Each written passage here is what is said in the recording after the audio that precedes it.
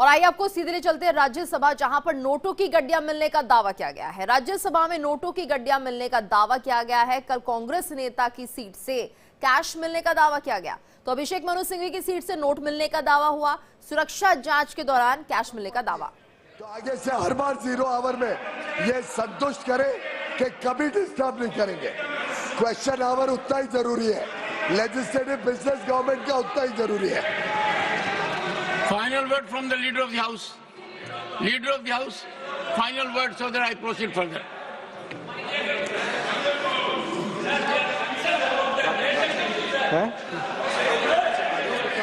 House शुरू करें।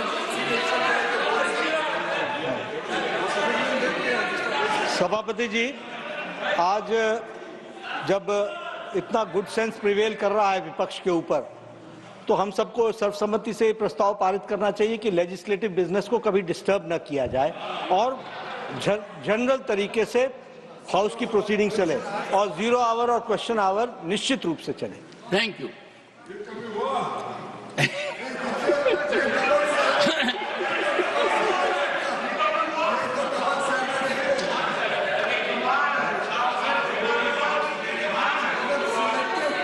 Honourable members,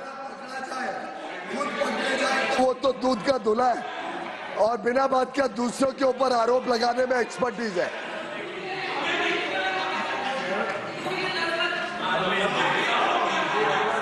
house ने और ज्यादा जानकारी के लिए बात करेंगे संवाददाता आशीष सिन्हा से। आशीष, क्या जानकारी, क्योंकि लगातार राज्यसभा में ये हंगामा हो रहा है, नोटों की गड्डियां मिली है, जिसको लेकर कहीं ना कहीं विपक्ष हमलावर है। अभी फिलहाल क्या कुछ चल रहा है सदन में?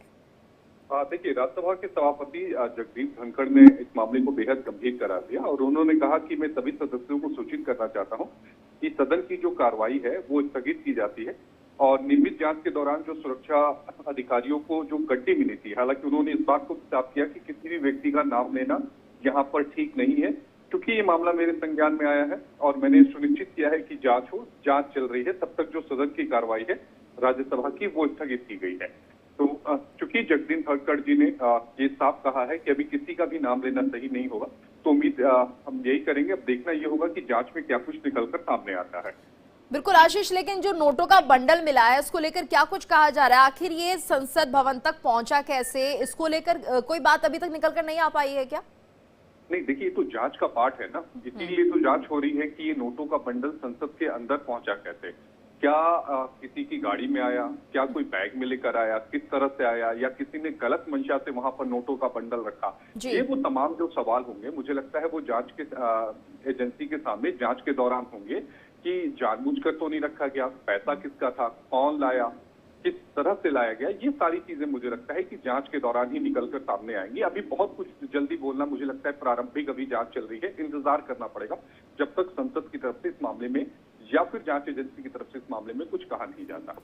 बिल्कुल आशीष, और सिंघवी भी ये कह रहे हैं कि मैं सिर्फ 3 मिनट राज्यसभा में बैठा था और ये बंडल कहां से आया मुझे नहीं पता, क्योंकि कहीं ना कहीं अब एक तरह से माना जाए अभिषेक मनु सिंघवी घिरते हुए नजर आ रहे हैं। हालांकि जांच का विषय है, लेकिन कहीं ना कहीं सवाल उठाने का एक मौका मिल गया है उनके लिए। नहीं, देखिए, मैं फिर यही कहूंगा, जब स्पीकर ये कहते हैं कि किसी भी व्यक्ति का नाम लेना ठीक नहीं है, तो अब किसी भी व्यक्ति को नाम को मेंशन करना यहाँ ठीक नहीं होगा, क्योंकि अब सीट के नीचे आया है, किस तरह से आया है, किस तरह से रखा गया है, क्योंकि सीट क्रमांक 222 के नीचे आया है। अब किस तरह से रखा गया, मुझे लगता है कि पहले एक बार प्रारंभिक जांच की जो रिपोर्ट है वो सामने आ जानी चाहिए, उसके बाद ही मुझे लगता है कि इस पे कुछ कहा जा सकता है। अभी बहुत शुरुआती ये खबर आई है जिसको लेकर अभी जांच चल रही है, तो जांच का इंतजार करना पड़ेगा रिपोर्ट का। बिल्कुल, और कहा जा रहा है राज्यसभा में जोरदार हंगामा हुआ है। अगर ये जांच का विषय है तो इस बात को लेकर इतना हंगामा क्यों हो रहा है? जांच का विषय है तभी तो हंगामा हो रहा है, जांच का विषय नहीं होता तो हंगामा कैसे होता? जांच का विषय है, इसीलिए हंगामा हो रहा है कि आखिर ये नोटों की गड्डियां आई कैसे। क्योंकि देखिए, नोटों की गड्डियां आना, सबसे बड़ी बात ये है कि ये जो सुरक्षा से एक कैसे सुरक्षा को लांग कर या सुरक्षा को पार कर नोटों की जो गड्डियां हैं वो अंदर तक आई, कैसे किसी की बेंच के नीचे या तो रखी गई, किस तरह से वो पैसा पहुंचा, तो ये सारी चीजें जांच का विषय है। इसीलिए मैं कह रहा हूं कि एक बार प्रारंभिक जो जांच हो रही है उसकी एक बार रिपोर्ट आने दीजिए, उसके बाद ही चीजें क्लियर हो पाएगी। जी, और आशीष, अभी तक क्या कोई रिएक्शन सामने आ रहे हैं कि बीजेपी नेता कुछ कह रहे हैं इसको लेकर, उनकी तरफ से कुछ बात सामने आई? नहीं, अभी तक कोई रिएक्शन नहीं आया, क्योंकि जिस समय नोटों की गड्डियों की बात आई उस समय ही सदन में हंगामा हो गया और उसके बाद सदन की कार्रवाई स्थगित हो गई।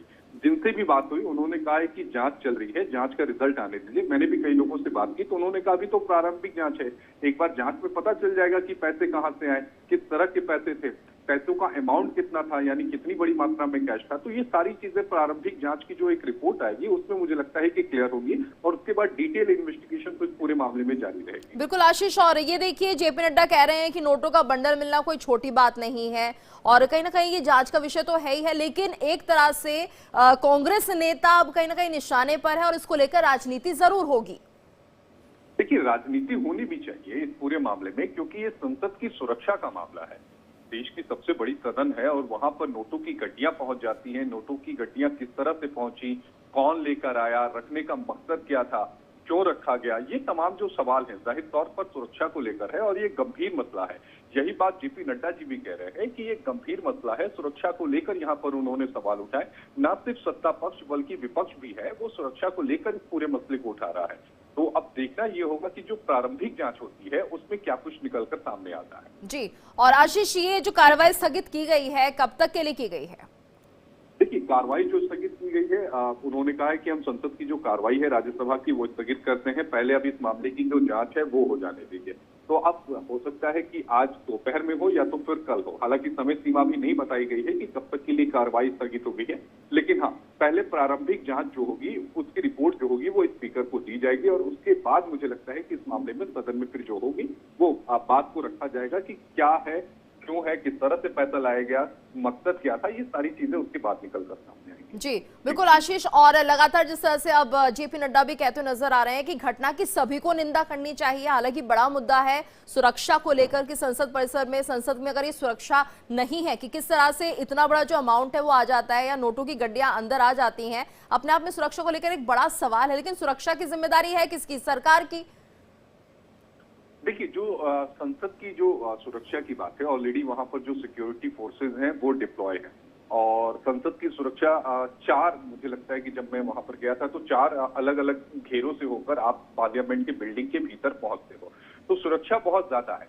लेकिन क्या सुरक्षा बैग की भी की जाती है? क्या जो जांच है, अगर बैग की जांच प्रॉपर तरीके से की जाती है तो फिर कैश अमाउंट कैसे पहुंचा? इसलिए मैं कह रहा हूं कि हमें इंतजार करना पड़ेगा कि कैश अमाउंट कितना था, क्यों रखा गया, किसने रखा, रखने के पीछे मकसद क्या था, ये सारे सवाल मुझे लगता है वो जांच एजेंसी के सामने हैं। बिल्कुल, लेकिन आशीष सबसे बड़ा सवाल ये ही है कि ये जो इतना अमाउंट आया है वो अंदर कैसे पहुंचा, यानी जो पहली सिक्योरिटी थी जो कि चेकिंग होती है जिस दौरान, वहां पर क्या ये अमाउंट दिखाई नहीं दी या वहां पर लापरवाही बरती गई है? एंट्री कैसे मिली है? यानी कि कहीं ना कहीं जो सुरक्षा है, जो चेकिंग है, उसमें चूक मानी जाए? देखिए, अभी कुछ भी बोलना प्रारंभिक होगा। मैं इसलिए कह रहा हूं कि प्रारंभिक जांच चल रही है, किस तरह से अमाउंट लेकर आया गया, क्या अमाउंट सिक्योरिटी के दौरान ये बताया गया कि ये जो पर्टिकुलर अमाउंट है ये मेरा अमाउंट है, कितना पैसा है, ये सारी जो चीजें हैं वो जांच एजेंसी के सामने है और जांच एजेंसी बाकायदा इस बाबत जांच कर रही है कि पैसा आया कैसे। चूंकि जो फुटेज होंगे उनको भी खंगाला जाएगा, वो भी देखा जाएगा कि भाई अगर सीट के नीचे रखा तो रखने वाला शख्स कौन था, क्या कोई वहां का कर्मचारी था या वो कोई सदन का ही व्यक्ति था। तो ये सवाल है, ये सवाल जांच एजेंसी के सामने है, यही सवाल दर्शकों के मन में होंगे और यही सवाल हमारे भी मन में होंगे। लेकिन जब तक जांच शुरुआती नहीं हो जाती और जब तक प्रारंभिक जांच की रिपोर्ट नहीं आ जाती तो कुछ भी कहना जल्दबाजी होगी इस पर। बिल्कुल, और आशीष ये भी देखिए सीसीटीवी कैमरे के दायरे में ही सारा कार्य होता है, सदन का जो कार्रवाई होती है, तो इसमें इतना लंबा समय लगेगा भी नहीं क्योंकि कहीं ना कहीं जो सीसीटीवी फुटेज है वो साफ बयां करेंगे कि आखिर हकीकत क्या रही होगी। देखिए, सीसीटीवी फुटेज का मिलना और उन सारी कड़ियों को जोड़ना, ये 2 अलग अलग चीजें होती हैं। जब भी जांच होती है वो किसी एक कड़ी को लेकर जांच नहीं होती, अलग अलग जो कड़ियां होती हैं उनको एक साथ मिलाया जाता है, तब वो एक पूरी जो कहानी होती है, जो चेन होता है वो तैयार होता है। सीसीटीवी फुटेज का मिलना, पैसा क्या वही व्यक्ति अंदर लेकर आया है, ये 2 बातें अलग अलग होंगी। क्या कोई दूसरा शख्स भी इसमें इन्वॉल्व है जो पैसा लेकर आया, क्या किसी तीसरे की भी इन्वॉल्वमेंट है? तो ये तमाम जो सवाल हैं, ये अलग अलग सवाल जो हैं वो जांच एजेंसियों के सामने होंगे और जांच के दौरान इन सभी का जवाब जो है वो निकलकर सामने आएगा। चूंकि बात यहाँ पर पार्लियामेंट की सिक्योरिटी की है तो मुझे लगता है कि जांच एजेंसियां सारी जो कड़ियां हैं जब उनको मिला लेंगी तो उसके बाद ही इस पर कुछ अपनी तरफ से जो, या तो जांच एजेंसी की तरफ से नीचे जो रिपोर्ट स्पीकर को सौंपी जाएगी उसमें ये बातें कही गई।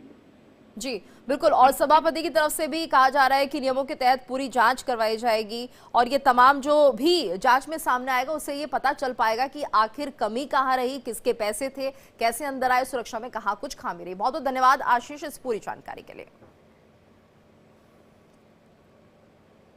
और वहीं 6 दिसंबर को लेकर यूपी पुलिस अलर्ट पर है। यूपी के 26 जिलों में पुलिस का हाई अलर्ट, लखनऊ, बरेली समेत सभी जिलों में पुलिस का फ्लैग मार्च।